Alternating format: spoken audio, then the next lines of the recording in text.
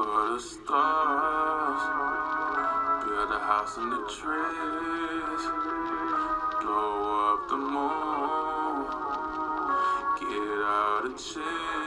What's up, YouTube? It's Coach Blue, back, Supreme Throws Coach. I decided to make another video. What I want you guys to do, if you're watching this video, go ahead and like and subscribe.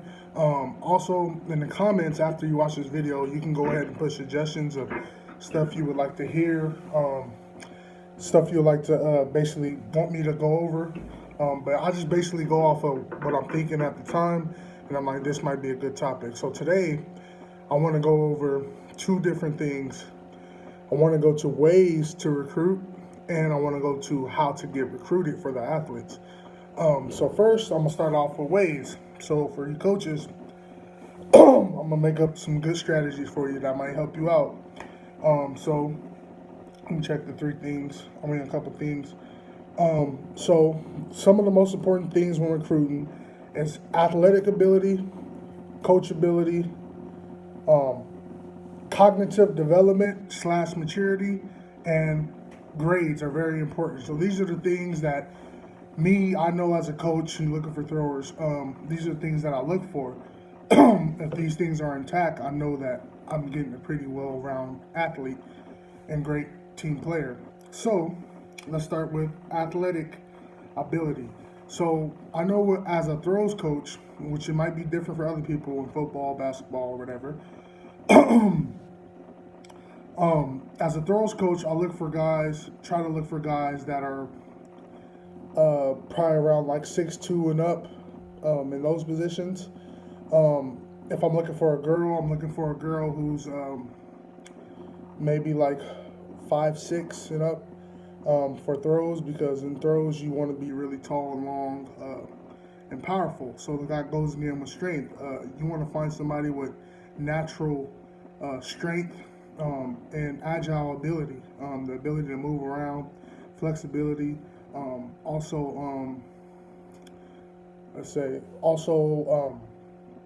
A person that's able to basically always stay in coordination. So somebody is well coordinated is somebody who's you would want, so we want that strength, we want that coordination, and then you want that size, you want that height on the athlete, if I'm recruiting a thrower.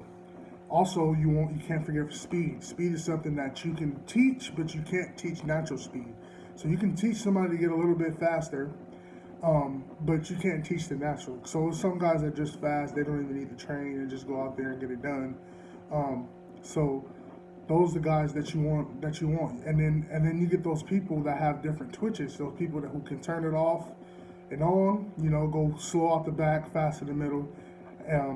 When I'm talking about the spin, or you get those guys or girls who just can't, they got one speed. It's either slow or it's just fast, and those all have their benefits. There's no right or wrong.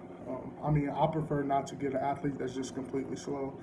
But yeah, that's all up to your preference in that. So next thing, we're going to go to coachability. As a coach, you always want to get an athlete who can listen to you, and understand what you're talking about.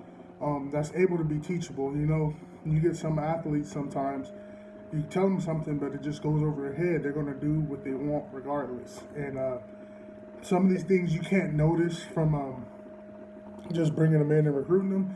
But these are the things that you talk to their high school coaches about, their junior college coaches about. How coachable is this athlete, with you? That's why it's good to build those relationships with those different coaches. That way, you know if you're getting that good athlete instead of just trying it out when they get there. So these are good things to go over if you want to recruit a good athlete. A fast adjuster is another thing. Is this athlete able to adjust fast to things? I know being here where I'm at SAU, I got a lot of athletes that came in and they didn't really know much. But a lot of them were fast adjusters, some were slower, but I'll say a lot of them just caught on because I was teaching in detail and I made sure they understood what they need to do in order to get proficient in the turning and the spinning, and the throws.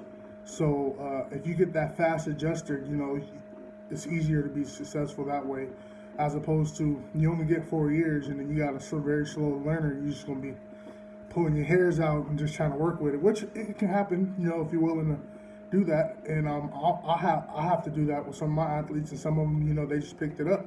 So you gotta be able to adjust yourself to whatever athletes that you have, but just understand these are things also that you can go over with their high school coach, and they know these things. So these are the questions that you have to ask before you bring an athlete and try to sign this athlete, and you know that this is not going to work for you because you don't have the time. Because you can be a coach that coached five different events or something like, and you just don't have the time to just put in and grind and grind and grind and grind with athletes who aren't adjusting fast. But if you're a coach that that has the time, then it's different. You can just keep going and going. But yeah. So the last thing, I mean not the last thing, but the next thing, we're going to talk about cognitive development. Cognitive development and maturity is a very important thing that I think a lot of coaches look over. When it comes to that, so many athletes, freshmen, new athletes, it takes them a while to adjust to college. So you get a lot of bad decisions, you get a lot of missed practices. This is all knowing. You got to know exactly where this athlete is at maturity. You can see that from when you can see where they're at from just asking their coaches of knowing like, oh, what type of athlete is it? Are they very mature? Are they an athlete that we're going to have to work in and do extra work with and make sure they're on track? But it's always good to know where they're at, because that way you know how to work with that athlete. Let me see. So basically, when I say cognitive development, it's basically the ability to understand the decisions and the thought process. So you understand, if I teach you something, you're able to understand, if I don't keep my separation, I won't be able to throw the implement as far as I need to. But some athletes, you tell that to, and they don't know what the heck you're talking about. So you got to understand what you're bringing in. As far as that, maturity, it can cause you a lot of pain. If the athlete isn't well matured, they don't last long sometimes, and you gotta grow with them. If that happens to you, you gotta be on their back. You gotta be able to support them and just be there for them if they're not there, and make sure they understand what's going on. But if you're fortunate enough to get a mature, highly cognitive developed athlete, then that's your charm. You're gonna feel good about that. Like, man, I could teach this guy anything or teach this girl anything, and they just pick up on it and they understand what I'm saying, and they're able to give it back to the other athletes, give feedback to the other athletes, and help them out, be coachable, and also be a manager at the practice to help with other athletes when I'm not there. Because there's going to be times you go to meets at conference and you're not going to be able to be there. So that's why me as a coach, I teach my athletes to be coaches, because I want them to understand enough to where if they see one of their teammates and they're right there and they're like, hey, you're not getting down off the back, something that I would say, they're able to tell it to them because they understand the process. They understand what it takes to make the implement go far. So these are things to just think about when you recruit an athlete. Is basically that physical ability, and what we got, the maturity and cognitive development, and then the coachability. These are core things, and also the grades. The grades are important, because if they don't got the grades, they can't do anything. So more than likely, if they have this maturity and cognitive development, they're more likely to have those better grades, because they start to understand the consequences of not doing your work, and stuff like that. So these are people that you look for that are going to do good for you with longevity in the long run.